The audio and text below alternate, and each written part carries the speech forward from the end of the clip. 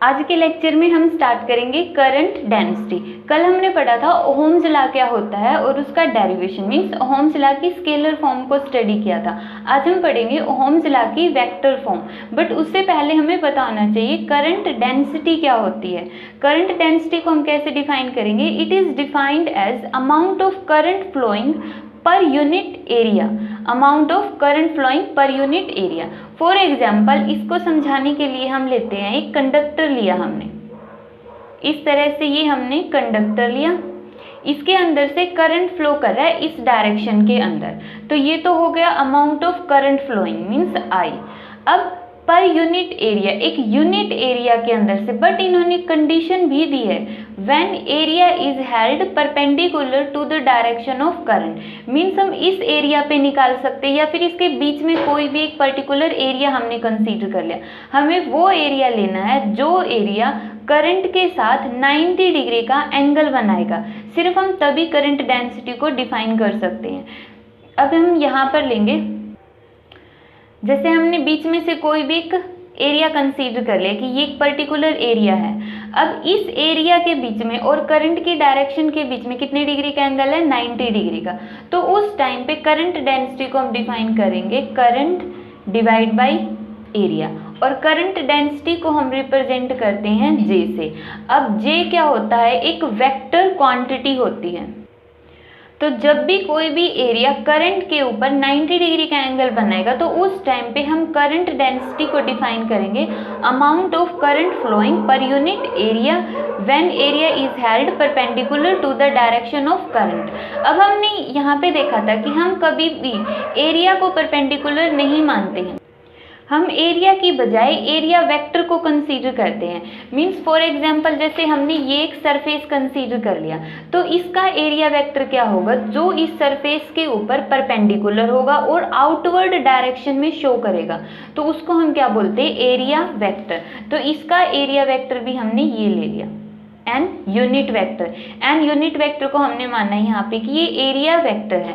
अब उस केस में ये डेफिनेशन क्या हो जाएगी कि जब area vector in the direction of current होगा तो उस टाइम पे सिंपली करंट डेंसिटी क्या होगी? Current divide by area.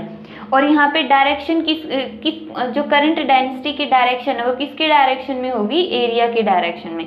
अब हम देखते हैं कि अगर ये एरिया परपेंडिकुलर नहीं है, कोई एक पर्टिकुलर एंगल बना रहा है, ये हमने लिया। अब की बार यहाँ पर जो करंट की डायरेक्शन वो इस तरह से है और जो एरिया है वो इसके ऊपर परपेंडिकुलर इस तरह से नहीं है, बल्कि इसके ऊपर कोई पर्टिकुलर एंगल बना रहा है इस तरह से, ना कि 90 डिग्री के ऊपर है। मीन्स इस तरह से कोई एक एंगल बनाया हुआ है इसने, तो हम मान लेते हैं कि वो एंगल क्या है? थीटा। अब हम क्या करेंगे? सबसे पहले यहाँ पे एरिया वेक्टर को शो करेंगे। अब इसका सरफेस इस तरह से है तो इसका नॉर्मल क्या होगा? इसके ऊपर परपेंडिकुलर। मीन्स जो यहाँ पे एरिया वेक्टर होगा उसकी डायरेक्शन होगी इस तरह से। जो भी हमने ये एरिया लिया है उसके ऊपर एक परपेंडिकुलर ड्रॉ कर दिया जो डाउनवर्ड डायरेक्शन में होगा। मीन्स उसके ऊपर जो परपेंडिकुलर होगा वो आउटवर्ड और नॉर्मल होगा, और यहाँ पर ये करंट के साथ कितने डिग्री का एंगल बना रहा है? थीटा। अब हम क्या करेंगे? कंपोनेंट को स्प्लिट करेंगे। जो परपेंडिकुलर कंपोनेंट है एरिया का, यहाँ पे एन की बजाय सिंपली ए भी मान सकते हैं कि ए एरिया वेक्टर है। अब हम इसको क्या लिखेंगे कि जो ये एरिया वेक्टर हमने लिया है इसके दो कंपोनेंट होंगे, एक तो ये होगा ए कोस थीटा और एक होगा इसके ऊपर परपेंडिकुलर ए साइन थीटा। अब हमें कौन सा कंपोनेंट लेना? जो करंट की डायरेक्शन में होगा, क्योंकि हमारी डेफिनेशन तो यही बोलती है कि जब एरिया तो क्या हो? परपेंडिकुलर हो, या फिर जो एरिया वेक्टर है वो in the direction of current होगा।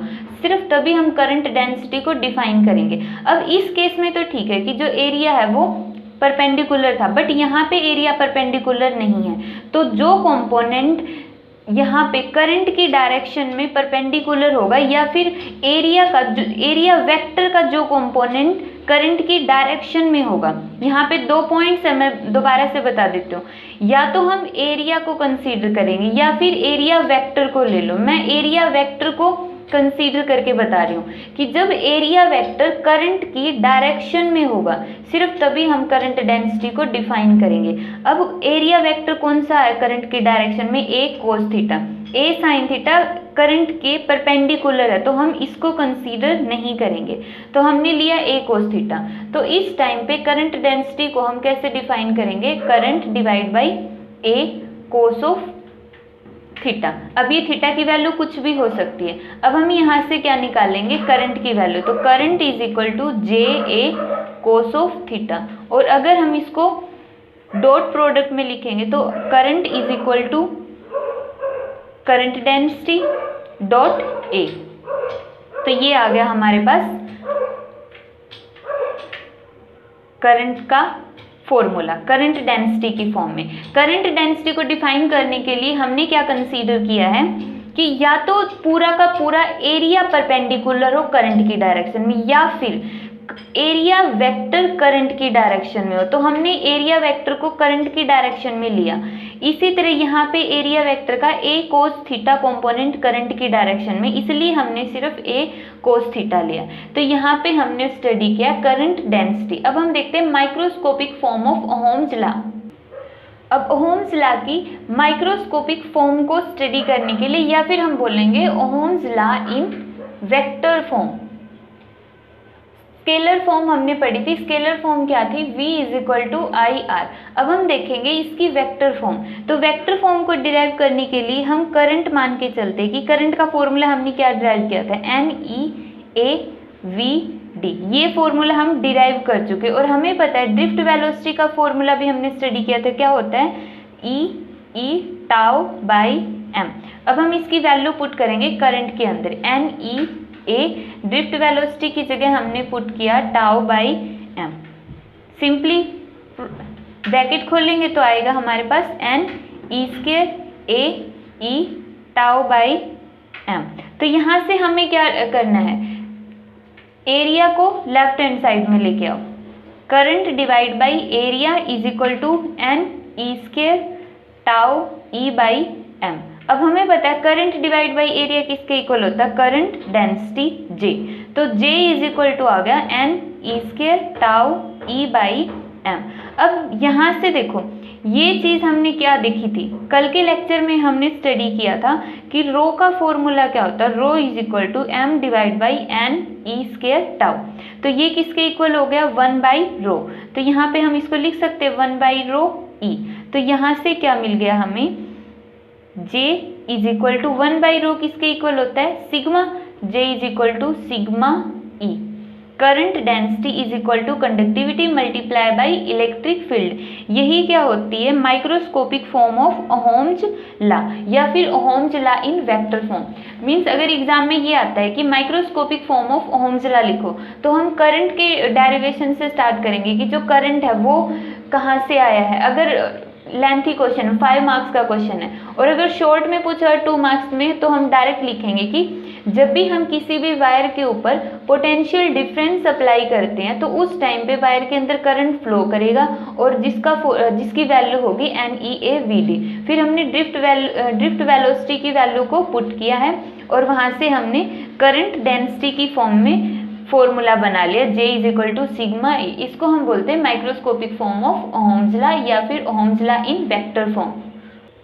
अब हमने इसको वेक्टर फॉर्म क्यों बोला है, क्योंकि यहाँ पे करंट डेंसिटी भी एक वेक्टर क्वांटिटी है और इलेक्ट्रिक फील्ड भी एक वेक्टर क्वांटिटी है, इसलिए हम बोलते हैं इसको कि Ohm's law in vector form. जो हमने स्केलर फॉर्म पढ़ा था वहाँ पे तो क्या था, V is equal to I R. यहाँ पे कोई वेक्टर क्वांटिटी नहीं है इसलिए हमने इसको स्केलर फॉर्म बोला और इसको क्या बोला हमने, वेक्टर फॉर्म। नेक्स्ट टॉपिक है हमारा affect of temperature on resistance, कि रेजिस्टेंस के ऊपर टेम्परेचर का क्या इफेक्ट होता है। क्योंकि हमने स्टडी किया था कि रेजिस्टेंस के ऊपर 4 फैक्टर्स का इफेक्ट होता है। फर्स्ट लेंथ का, दूसरा एरिया का, थर्ड है नेचर ऑफ कंडक्टर के ऊपर डिपेंड करता है और फोर्थ है टेम्परेचर। तो लेंथ, एरिया और नेचर पे कैसे डिपेंड करता है वो हमने स्टडी कर लिया था, R is equal to rho l by a. अब हम देखते हैं टेम्परेचर का क्या इफेक्ट होता है। तो यहाँ से हमने रेजिस्टेंस का फॉर्मूला कंसीडर कर लिया, ये हम डिराइव कर चुके हैं कि resistance is equal to m divide by n e square tau by a। अब यहाँ से कौन कौन से फैक्टर वैरी कर सकते हैं? मास, एक बार अगर हमने कोई भी कंडक्टर है वो फिक्स कर दिया कि ये कंडक्टर है तो उसका मास तो चेंज नहीं होगा, ना ही उसके ऊपर चार्ज चेंज होगा, ना ही एरिया। और अगर हम उस कंडक्टर को टेम्परेचर वैरी करवा रहे हैं, उसका मीन्स हमने कंडक्टर लिया और उसका टेम्परेचर को इंक्रीज या डिक्रीज कर रहे हैं, तो उसके मास, एरिया और चार्जेस के ऊपर क्या फर्क पड़ेगा? चार्ज तो इलेक्ट्रॉन पर उतना ही रहेगा, सिर्फ नंबर ऑफ इलेक्ट्रॉन पे इफेक्ट पड़ सकता है।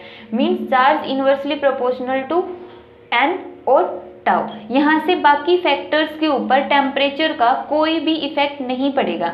अगर ये वायर 5 ग्राम की है तो गर्म करने के बाद भी ये 5 ग्राम की ही रहेगी। एरिया भी इसका क्या रहेगा? सेम रहेगा। एरिया चाहे अगर हम वायर को मेल्ट करते हैं तो मीन्स एरिया चेंज हो सकता है, बाकी यहाँ पे हम उतने हाई टेम्परेचर तक इसको हीट ही नहीं करेंगे कि एरिया चेंज हो। बट जब भी हम माइनर सा भी टेम्परेचर अगर चेंज करते तो सबसे पहले क्या इफेक्ट होगा? n और टाउ।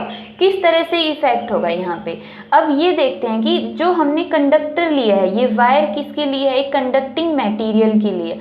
हमें पता है कंडक्टर के अंदर 10⁻29 इलेक्ट्रॉन पर क्यूबिक सेंटीमीटर में होते हैं। मीन्स इतने स्मॉल से एरिया में इतने हाई इलेक्ट्रॉन होते हैं, और फिर अगर हम उनको टेम्परेचर के थ्रू वायर को हीट प्रोवाइड करें तो नंबर ऑफ इलेक्ट्रॉन बढ़ेंगे, बट वो बढ़े हुए इलेक्ट्रॉन इतना इफेक्ट नहीं डालेंगे क्योंकि कंडक्टर के अंदर ऑलरेडी बहुत ज़्यादा, एक तरह से बोल सकते हैं इनफाइनाइट। इनफाइनाइट का मीनिंग यहाँ पे इनफाइनाइट नहीं है, इनफाइनाइट का मीनिंग है बहुत लार्ज अमाउंट में इलेक्ट्रॉन्स ऑलरेडी कंडक्टर के अंदर है। फिर टेम्परेचर की वजह से अगर उसके अंदर कुछ इलेक्ट्रॉन 1000 2000 इलेक्ट्रॉन बढ़ भी गए तो इनके पास कितना, ये तो 1 क्यूबिक सेंटीमीटर में पूरा का पूरा इसका वॉल्यूम के अंदर तो क्या होगा? बहुत ज़्यादा इलेक्ट्रॉन होंगे। तो उसके अंदर अगर टेम्परेचर से 1000 इलेक्ट्रॉन बढ़ भी गए तो क्या फ़र्क पड़ेगा? कोई फ़र्क नहीं पड़ेगा। इसलिए हम रेजिस्टेंस के अंदर ये देखेंगे कि रेजिस्टेंस सिर्फ डिपेंड करता है टाउ के ऊपर, मीन्स रिलैक्सेशन टाइम के ऊपर इन्वर्सली प्रोपोर्शनल है। बाकी सारे फैक्टर्स क्या रहेंगे? कांस्टेंट रहेंगे, टेम्परेचर का उनके ऊपर कोई इफेक्ट नहीं पड़ेगा। अब हम देखते हैं कि टाउ किस तरह से इफेक्ट होता है। अब जैसे ही हम इस वायर के अंदर टेम्परेचर को इंक्रीज करेंगे, अगर हमने टेम्परेचर इंक्रीज किया तो जो इलेक्ट्रॉन है वो मोशन करेंगे, फास्ट मोशन करेंगे, मीन्स जल्दी जल्दी मूव करेंगे। अगर इलेक्ट्रॉन जल्दी जल्दी मूव करेंगे तो जब हम इसके ऊपर पोटेंशियल डिफरेंस अप्लाई करेंगे और इलेक्ट्रॉन ड्रिफ्ट कर रहे हैं टुवर्ड द पॉजिटिव एंड, तो उनका कोलिजन भी क्या होगा? बढ़ जाएगा। मीन्स टेम्परेचर के इंक्रीज करने से क्या होता है? कोलिजन बढ़ जाता है। अगर कोलिजन बढ़ेगा तो उनका जो रिलैक्सेशन टाइम है टाउ, वो क्या हो जाएगा? डिक्रीज हो जाएगा। तो जैसे ही रिलैक्सेशन टाइम कम हुआ तो इसके रिजल्ट क्या होगा? रेजिस्टेंस इंक्रीज हो जाएगा। तो यहाँ पर हमने देखा कि कोई भी मेटल कंडक्टर है उसके अंदर, किसके अंदर? मेटल कंडक्टर के अंदर टेम्परेचर के इंक्रीज करने से रेजिस्टेंस क्या हो जाता है? इंक्रीज हो जाता है। तो यहाँ पर हम इसको मैथमेटिकली रिप्रेजेंट करेंगे कि जो चेंज इन रेजिस्टेंस है, चेंज इन रेजिस्टेंस का मतलब फाइनल रेजिस्टेंस और इनिशियल रेजिस्टेंस क्या होगा? डायरेक्टली प्रोपोर्शनल होगा उसके इनिशियल रेजिस्टेंस के। इनिशियल रेजिस्टेंस, अब अगर स्टार्टिंग का रेजिस्टेंस 10 ओम है, उसके बाद हमने उसको हीट प्रोवाइड की, तो इस इनिशियल रेजिस्टेंस पर ही डिपेंड करेगा कि फाइनल जो रेजिस्टेंस कितना बढ़ेगा। अगर 10 है तो मे बी वो कितना हो जाए? 12 हो जाए। लेकिन 1000 पहले से ही उसका रेजिस्टेंस है तो इंक्रीज होकर कितना होगा? 1500 हो सकता है या फिर 1200 हो सकता है। तो मतलब जो चेंज इन रेजिस्टेंस होगा वो डायरेक्टली डिपेंड करेगा इनिशियल रेजिस्टेंस के। दूसरा किसके ऊपर डिपेंड करेगा? ये directly depend upon the temperature difference. यहाँ पे हम टेम्परेचर को रिप्रेजेंट करेंगे स्मॉल टी से। स्मॉल टी क्या डिनोट करता है? टेम्परेचर। मीन्स जितना ज़्यादा हम टेम्परेचर देंगे उतना ही ज़्यादा इसका क्या होगा? रेजिस्टेंस। तो ये दोनों फैक्टर क्या करेंगे? Delta R directly proportional to R not delta T. जब हम यहाँ पे प्रोपोर्शनलिटी का सिंबल हटाएंगे तो आएगा एक कांस्टेंट ले लेते हैं अल्फा। यहाँ पे अल्फा क्या है? प्रोपोर्शनलिटी कांस्टेंट है, तो ये आ गया आर नॉट डेल्टा टी। अब यहाँ पे हम डेल्टा आर को क्या लिखेंगे? R T minus R 0। R T क्या है? Final resistance. जब हमने किसी भी वायर के ऊपर स्टार्टिंग में टेम्परेचर 0 डिग्री सेल्सियस था और फाइनल टेम्परेचर उसका कितना दे दिया हमने? T डिग्री सेल्सियस, तो ये उस T डिग्री सेल्सियस पर रेजिस्टेंस है, तो उस टाइम पे ये होगा अल्फा R0 डेल्टा T। अब हम R0 वाली टर्म्स एक साइड में लिखेंगे तो RT is equal to R0 plus alpha R0 delta T। यहाँ से हमने क्या लिया? R0 को बाहर निकाल लिया, तो अंदर आया 1 प्लस अल्फा डेल्टा T। ये आ गया टेम्परेचर के साथ रेजिस्टेंस का वेरिएशन। तो इसके ऊपर जो न्यूमेरिकल पूछे जाते हैं वो बहुत ज़्यादा इंपॉर्टेंट होते हैं इस फॉर्मूले के ऊपर बेस्ड। यहाँ पे आर टी क्या है? फाइनल रेजिस्टेंस, जब टेम्परेचर कितना हो जाएगा? T। R0 है इनिशियल रेजिस्टेंस, T क्या है यहाँ पे? टेम्परेचर का डिफरेंस, और अल्फा है टेम्परेचर कोफिशिएंट। अल्फा क्या है? Temperature coefficient. तो यहाँ से जैसे अगर हमें अल्फा की वैल्यू निकालनी है तो यहाँ से हम कैसे निकालेंगे? इस वाली इक्वेशन का यूज कर लेंगे। कितनी होगी? आर टी, R0 को हम लेफ्ट हैंड साइड में लेके गए तो R0 divide by R0 delta T। तो ये आ गया टेम्परेचर कोफिशिएंट का फॉर्मूला, अगर टेम्परेचर कोफिशिएंट की वैल्यू निकालनी हो। तो यहाँ से हम टेम्परेचर कोफिशिएंट को कैसे डिफाइन कर सकते हैं कि temperature coefficient is defined as increase in resistance. ये क्या है? Increase in resistance per unit original resistance per degree rise of temperature. क्या है? Increase in resistance per degree या फिर per unit original resistance per degree rise in temperature. Increase in resistance divide by original resistance and increase in temperature. ये था resistance के ऊपर temperature का effect किस तरह से पड़ता है। तो इन शॉर्ट अगर हम कंक्लूजन देखें तो क्या निकला कि अगर वो मेटल है, क्या है? मेटल का बना हुआ कंडक्टर है, उसके अंदर अगर हम टेम्परेचर को इंक्रीज करेंगे तो कोलिजन इंक्रीज हो जाएगा। कोलिजन इंक्रीज होगा तो रिलैक्सेशन टाइम डिक्रीज होगा और रेजिस्टेंस भी क्या हो जाएगा? बढ़ जाएगा। एक लाइन में बोले तो मेटल के अंदर टेम्परेचर को इंक्रीज करने से रेजिस्टेंस बढ़ जाता है। किस तरह से बढ़ता है ये आज हमने देखा। कल हम देखेंगे ग्राफिकल रिप्रेजेंटेशन की, ग्राफ के थ्रू हम इनको कैसे रिप्रेजेंट करेंगे।